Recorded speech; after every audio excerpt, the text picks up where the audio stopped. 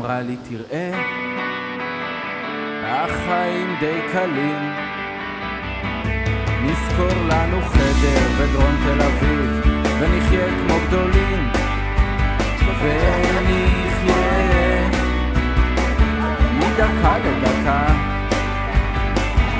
נמצא עבודה זמנית לא רצינית וגם נחתום בלשכה. ברוכים הבאים לקיץ 2025. זה נושא לכתיבה, לא משהו עמוק, משהו מתוק, סיפור אהבה עם המון מטאפורות, עם המון דימויים.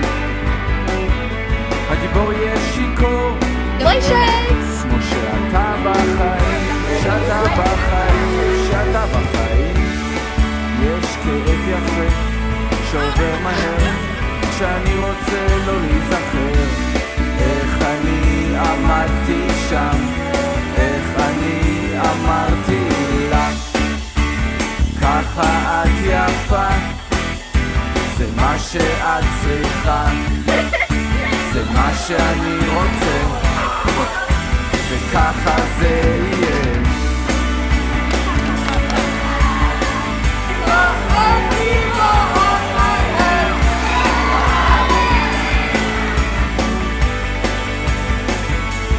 זה קרה בסתיו של השנה שעברה, הוא יורד כמו מנגר, אני זוכר שהיא אמרה, אני זוכר איך הכל